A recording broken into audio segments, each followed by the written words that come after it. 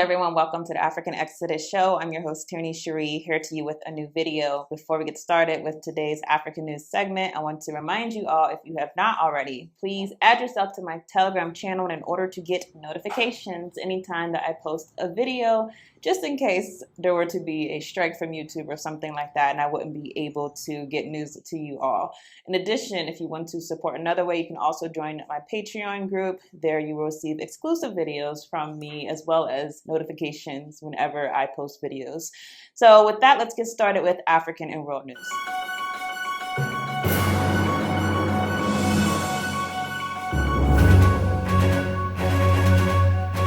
328 people were arrested in another scuffle with Eritreans, this time inside of Germany.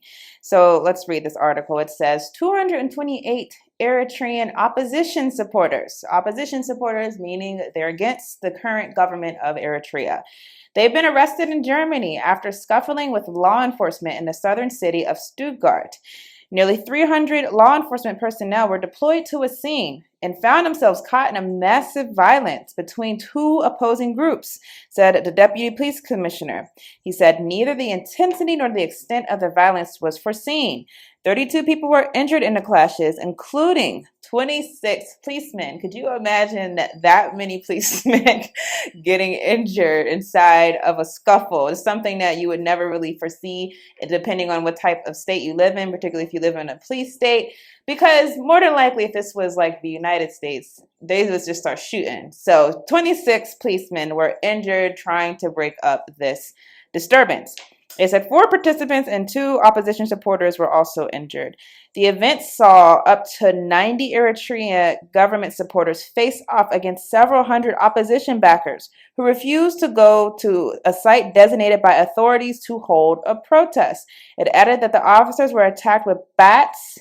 Again, you would never hear about this happen in the U.S. without any shots being let out. Bats, nails, metal rods, and bottles and stones. That's what the officers were reportedly attacked with. So, of course, this is pretty shocking, but it's interesting that this is happening so closely after a similar disturbance happened inside of Israel. If you did not hear about that, you can go to last week's news segment where I discussed that the fact that the Israeli government has said that they are going to start trying to deport African migrants in general as a response to this scuffle that happened, a similar scuffle that happened inside of Israel. Now, I wanted to talk about this again, though, with some updates from an investigation of, an internal investigation inside of Eritrea that has alleged that the ones who are agitating these protests, agitating these disturbances inside of these outside countries is actually Israeli intelligence. So let's read from this article. Eritrea accuses Mossad of stirring up Tel Aviv. Eritrea's government has accused Israel's Mossad, which is a spy agency, of fomenting unrest among expat communities days after clashes between Eritrea's regime supporters and opponents, and Israeli police turned the streets of the southern Tel Aviv into a war zone. In a series of statements, the Eritrean Information Ministry also accused Israeli officers and media of demonizing the country by blaming Eritreans for the mob violence, claiming that the regime backers were peaceful and questioning whether the opponents were actually Eritrean at all. And this should be noted, according to the article that we just read about the disturbance in Germany, it was the Eritrean opposition people who were actually the ones starting the violence. And same thing happened in Israel. It was the opposition groups who were starting the violence. So groups that were opposed to the Eritrean government were the ones starting the violence, reportedly in both instances. So according to Eritrea's government, they are considered among the world's most oppressive. That's how things have been painted by the West.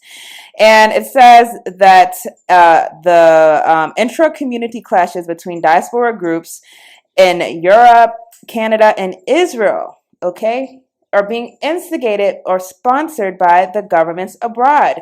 The futile attacks of subversion, penetrated through surrogate and rogue groups, are in essence sponsored by major intelligence agencies, including Mossad, the ministry said in a statement.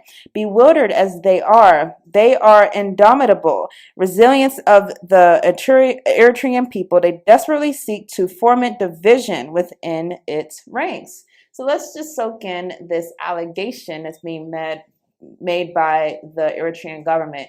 They're accusing Israeli intelligence, Western intelligence, of trying to cause division within Eritrea, but by doing so with the Eritrean diaspora.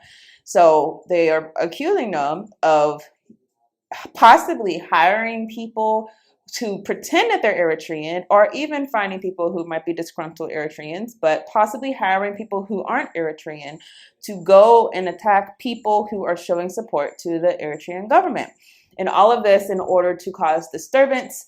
And I will say, every time that I read these articles about these public protests, I have consistently seen that Eritrea is called repressive. One article said Eritrea is the North Korea of Africa or something of that nature. So every single article where they talk about these protests that are happening outside of Eritrea, the news wants to remind us of how they want you to see Eritrea as a repressive country.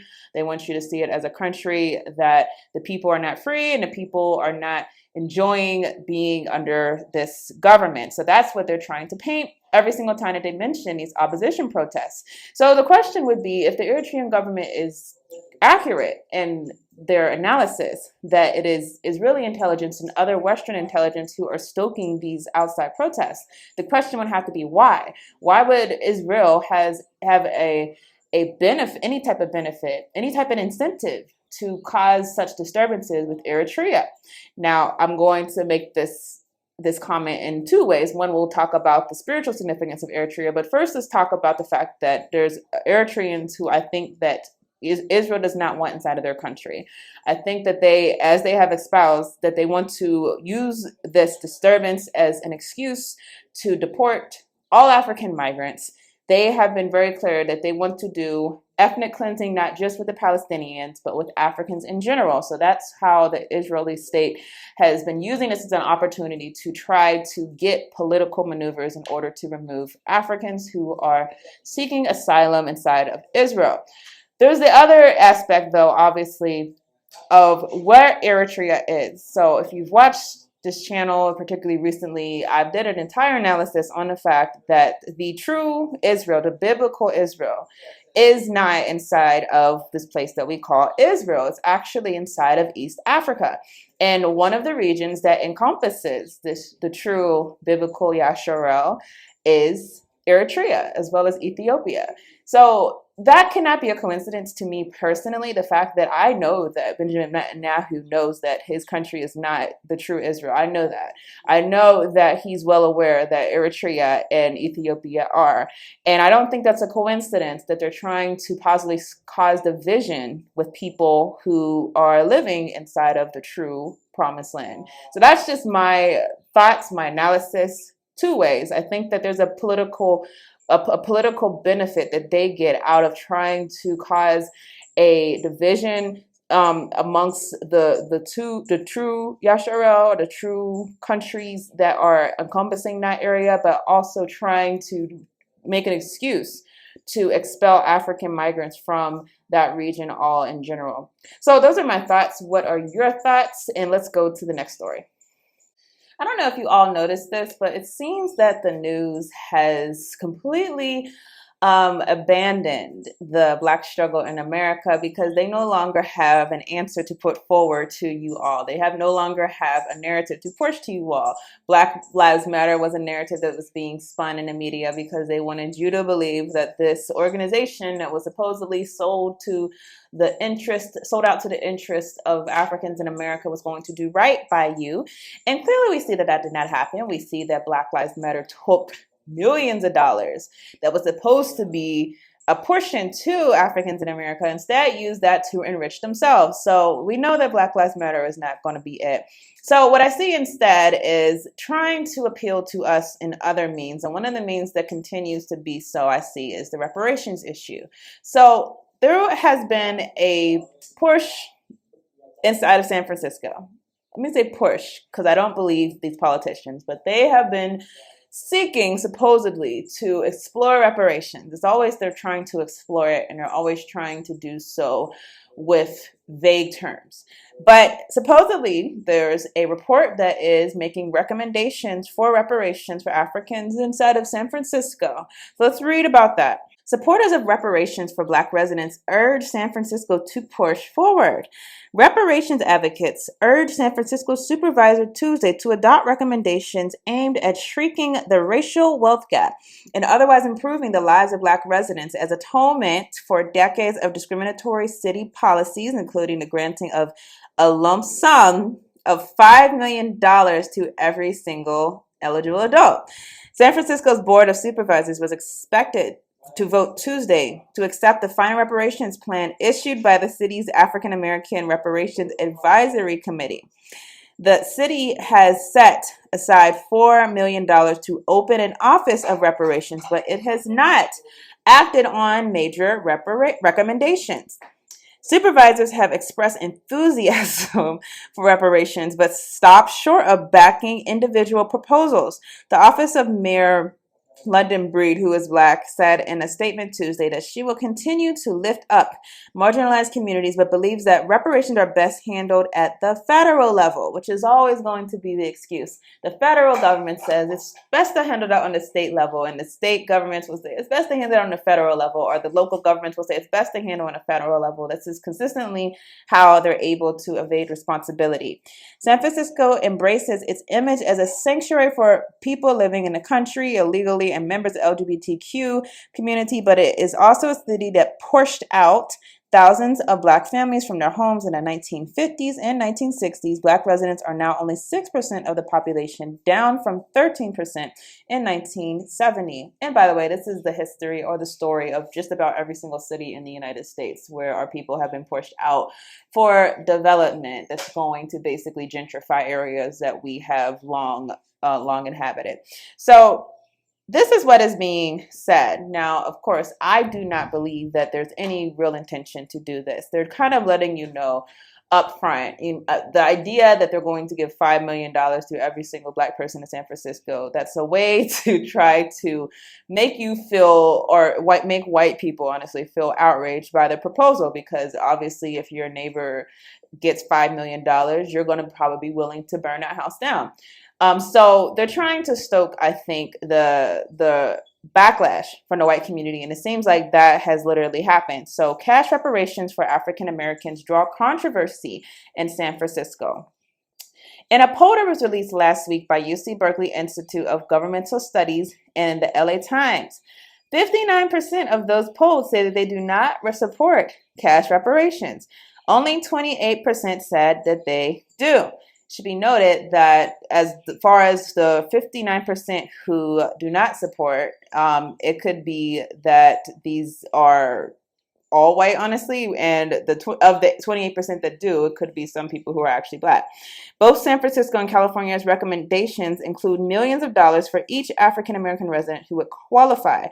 At Tuesday's hearing, board president Aaron Peshkin said he's looking forward to going through the report. He says, "I believe that we are eager to formally recognize the harm that has necessitated this conversation and work to repair that harm." So again, another example of flowery language being used to address the issue. What I honestly think is that the Democrats have a conundrum inside of the current political sphere in that they've delivered on nothing. And at best, they can try to hold you off until you wake up to the fact that they have no intentions on delivering on anything. And that's what they're trying to do. They're trying to take their time. Clearly police accountability has fallen apart. clearly the idea that there's going to be an education system for us has fallen apart. So now they're just going to take your time and get your hopes stoked up with this idea of reparations, while they also fall short on that issue. Now, I think they see that the average African in America is disgruntled with them, and also has no belief at this point inside of the political process to bring about our ultimate freedom. But once we buy into that, the fact that the politics will not be what redeems us, then that means they lose out on a major voting block, and that's what they're afraid of. So that's how I interpret this. I absolutely do not think that the commission will come back and say, or that the legislative body will come back and vote to enforce a reparations plan. It seems like the exact same thing that happened when Gavin Newsom's cabinet offered a reparations plan, and he was so flowery about it up until the time where he had to make a decision. He said, no, I'm not going to do it. So it's the same political football that they're playing with us. This question is going to be, how much longer are we going to allow these politicians the ability to deceive us over and over again? So with that, let's go to the next story. It's coup season, obviously, and many people are asking who's going to be next. And there's one person who I think is very nervous right now. One, because he's a French colonial puppet. Two, because he has been absolutely repressive, and not just that, absolutely downright neglectful to his country. And that's Paul Biya. So a lot of people are asking, will Biya be next? Let's read from this article. As coup follows coup in West Africa, could Cameroon be next? So Cameroon's professor of political science, Emmanuel Tata Mintan, suggests that people's patience has been worn thin by years of foreign interference. He says the hybrid totalitarianism imposed by France using the puppet regimes has stretched the people beyond tolerance. Can you imagine $500 billion yearly that France milks from Francophone African states? These states can't buy sophisticated technology for development because France has their foreign reserves held up in a French treasury. Fragmented armed forces. When it comes to Cameroon, the Afrobarometer poll suggests that 66% of citizens in Cameroon would support a military takeover should the country's leaders abuse their power, but 33% said that the military should never take over. The results seem to suggest growing frustration over Paul Biya's time in office. Biya came to power in 1982 and has survived 2 coup attempts. One of the reasons Biya has been able to hang on to his power over the years is because he deliberately, smart man, he deliberately split the country's armed forces into 2 separate branches as a preventative measure, says Denise Hurley, Peace Institute, a South African-based Catholic group. The country has the Gendarmerie, the regular army, and the National Presidential Guard, as well as the Rapid Intervention Brigade, known by its French acronym BIR. Coupled with recent adjustments in the leadership of the defense sector, Biya has canceled out any possibility of a military coup taking place in Cameroon anytime soon, the DHPI said in a recent analysis. But they could also be corrupted. Who knows?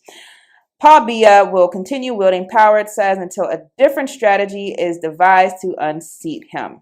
So Biya is someone who, and by the way, again, if you haven't been watching, I do believe that these coups are not authentic, and that I don't believe that they're being driven by a politically astute military junta who's beholden to the interests of the masses. I believe that all of this is being orchestrated by the intelligence agencies of the West, most notably the CIA. So let's get that out of the way.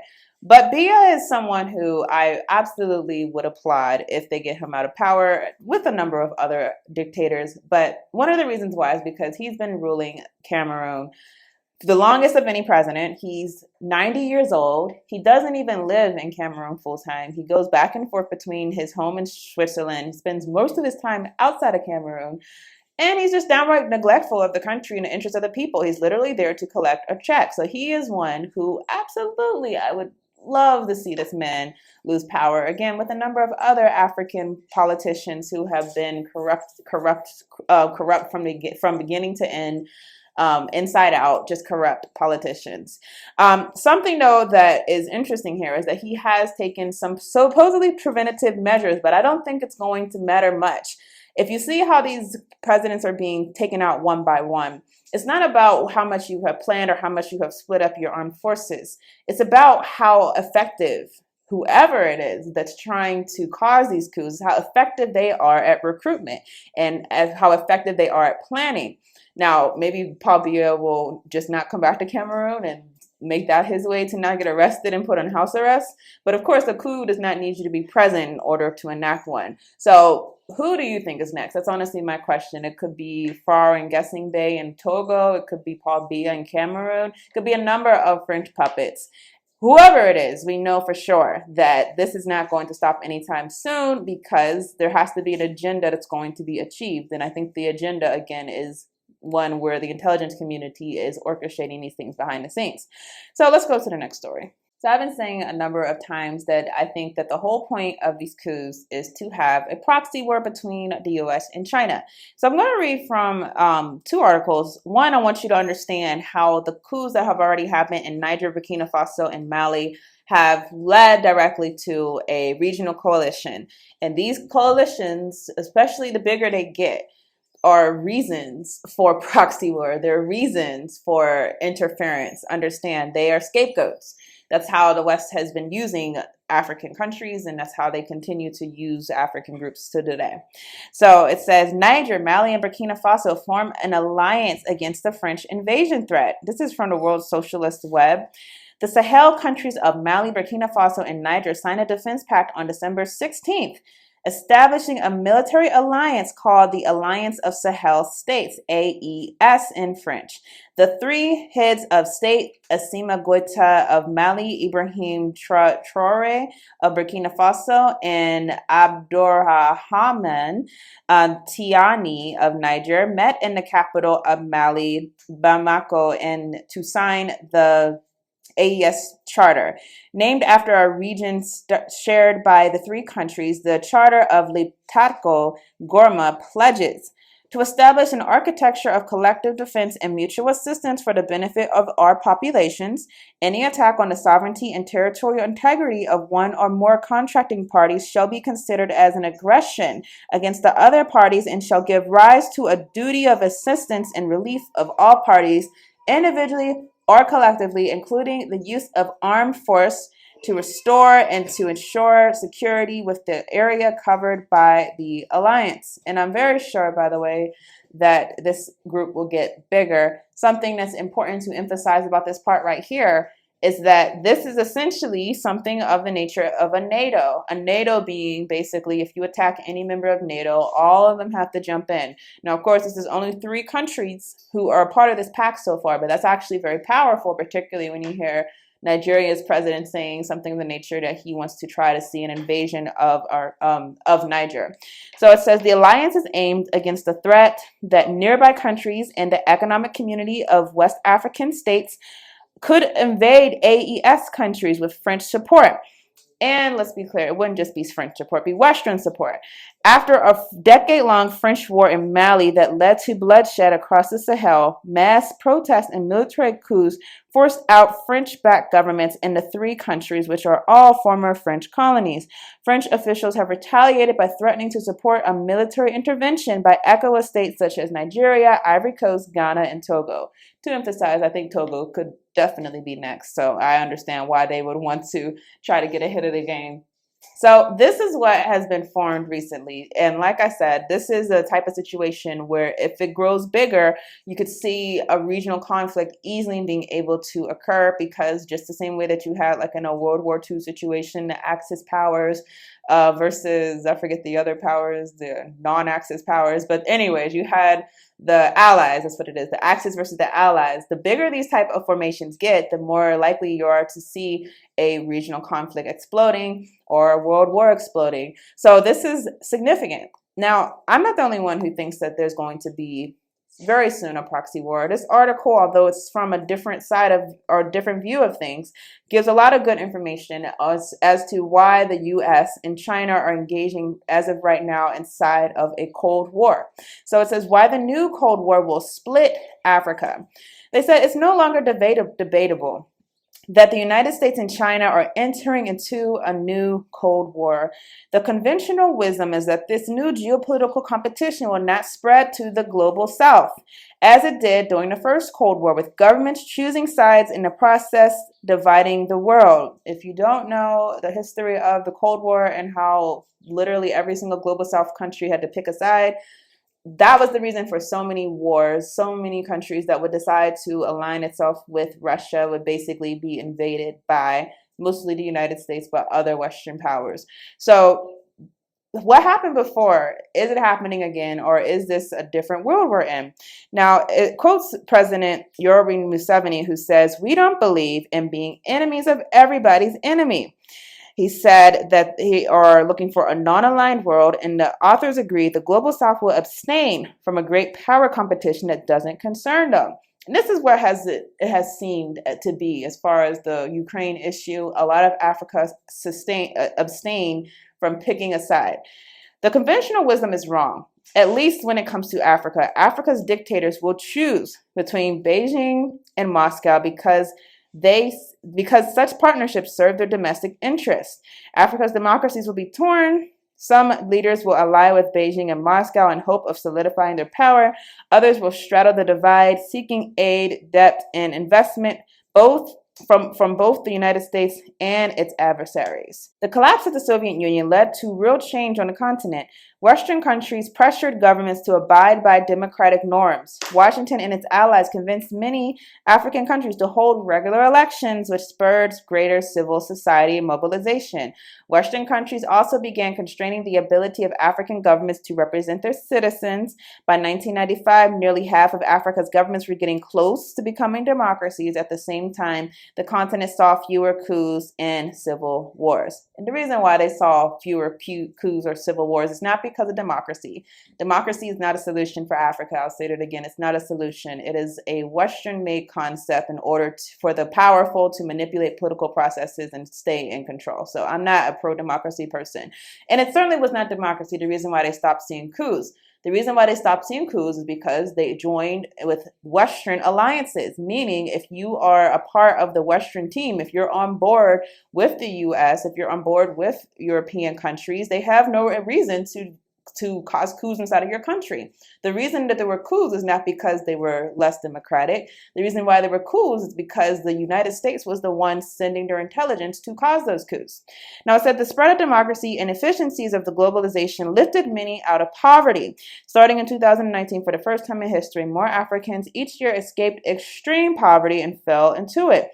Healthcare improved, middle-class population swelled, tech sectors blossomed. Many of the trends are set to continue. By 2030, the poverty rate will fall to 24%. In 2050, life expectancy will reach 70 years, converging with the average of the rest of the world. Now, I'll say this too. This might seem like it's because of democracy. It's not because of democracy. First of all, the fact that certain people are not in extreme poverty. Why were they in extreme poverty to begin with in a continent that is extremely rich? Well, usually things like sanctions have that effect on the side of a local community. And as I said, these were countries that were formerly out of the grace of the United States. So countries that were subjected to sanctions, countries that were subjected to interference from the intelligence agencies, countries that were being bombarded with economic hitmen, many reasons why people plunged into extreme poverty. Now, all because you don't see extreme poverty does not mean that the country is economically in control. Essentially, they make us the workers inside of their plantation. That's not necessarily a thing to celebrate. Yes, extreme poverty is horrible when they're sanctioning you, when they're causing internal strife between people in order to maintain control. It's obviously horrible, but the solution is the solution to join their plantation where they'll give you breadcrumbs in order to say that we've lifted you out of poverty. I don't think that's the solution at all. Now, as the United States has won and lost hearts and minds on the continent, China began to replace Western countries as Africa's key economic partner. It says in 2006, China surpassed Germany as Africa's source of imports. China supplanted the United States as Africa's primary export destination. By 2020, China was responsible for more construction in Africa than France, Italy, and the United States combined. Chinese-backed infrastructure projects opened markets and increased living standards at the time. and serve Beijing's interests. Let me emphasize that, and served Beijing's interests, because unfortunately some people think China is a solution. China is serving their interests. They might do so in a way that is less barbaric than the West, but they're still serving their interests. And I think this next point will drive that point home. It says foreign investment stimulated demand for domestically oversupplied industrial inputs such as steel and textiles, which help prevent a debt crisis in China. Beijing secured natural resources to power everything from iPhones to electric vehicles. For example, if you do not know this, China dominates the market for cobalt in the Democratic Republic of the Congo, the country that supplies 70% of the world's cobalt. Yes, China is dominating the cobalt industry inside of the DRC. So I only wanted to state that part because some of us get lost in the sauce and think that one imperialist country is better than the other.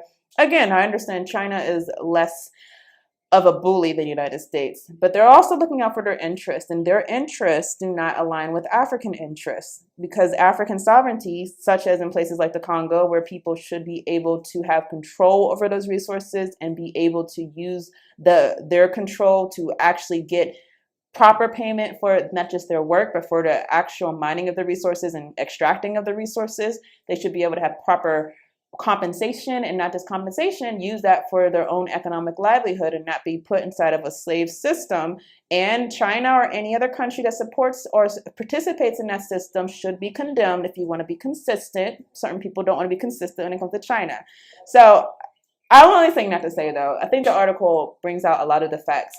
China and the U.S. they're at the end of competing. Countries have either made a choice to firmly only be closely aligned with the U.S., firmly only be closely aligned with China, but most of the countries are closely aligned with both.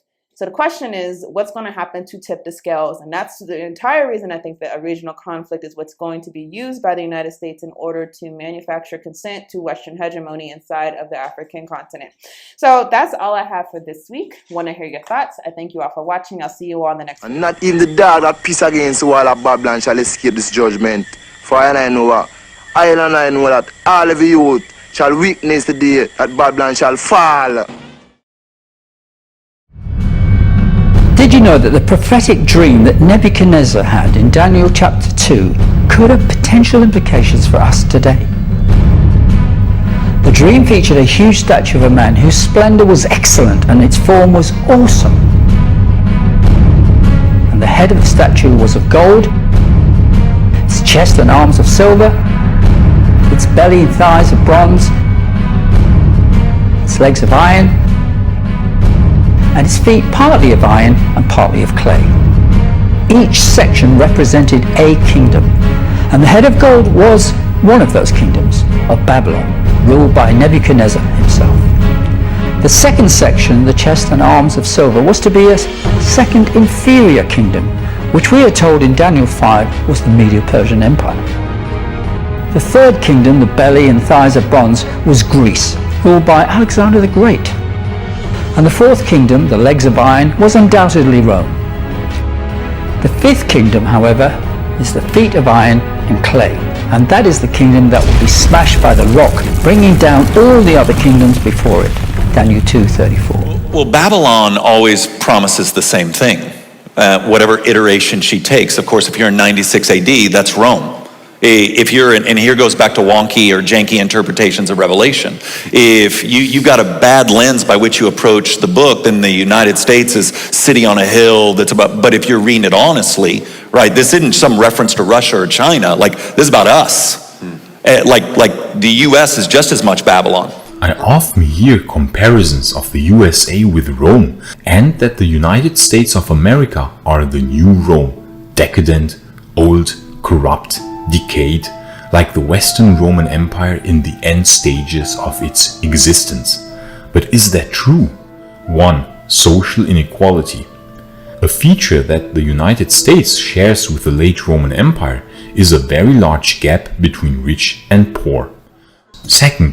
Bread and games, panem et circenses. The ancient Romans had the gladiatorial games, where famously the gladiators would combat against each other or against wild beasts to the death. Now you might think that modern Americans don't have an equivalent, but where indeed people are not killed for sports anymore, brutal fighting sports are still quite widespread.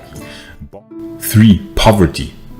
After the crisis of the 3rd century, but especially in the last decades of the Western Roman Empire, more and more people of the Imperium were poor and had to live on the lowest of the existence scale. Beggars, homelessness, and other forms of poverty became more widespread as the old glory days of the empire had slowly faded. Compare this to modern-day American cities such as Los Angeles and San Francisco, where homelessness is rampant.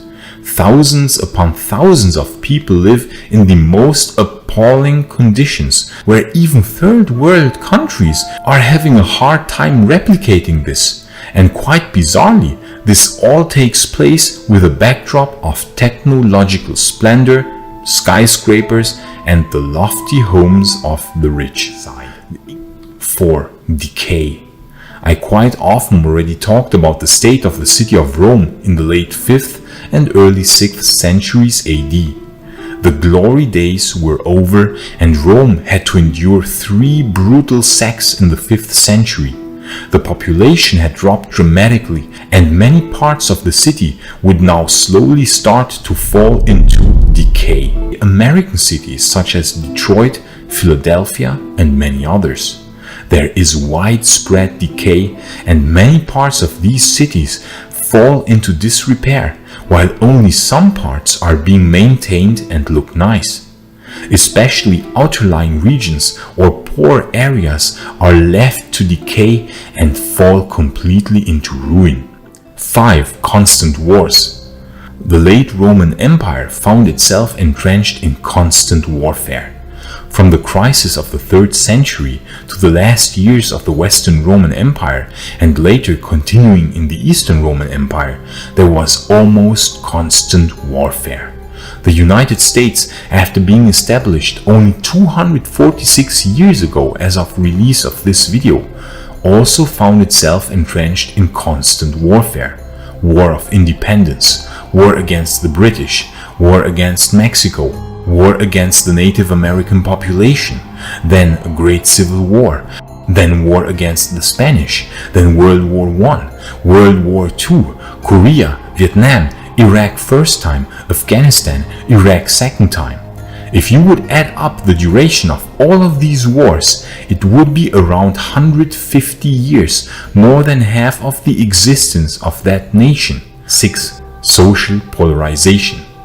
In the late Roman Empire, one would think that the Romans would have united against the barbarian invaders, but nay, they were busy fighting each other in endless civil wars and also fighting each other in everyday life, especially Christians versus pagans. They both blamed each other for the barbarian invasions, and there was massive social polarization in the last decades of the Western Roman Empire. We can witness something very similar in the current US, where there is growing polarization, not only with regard to its 2 largest parties that drift apart from the center more and more, but also among the general population, where an outright culture war is going on.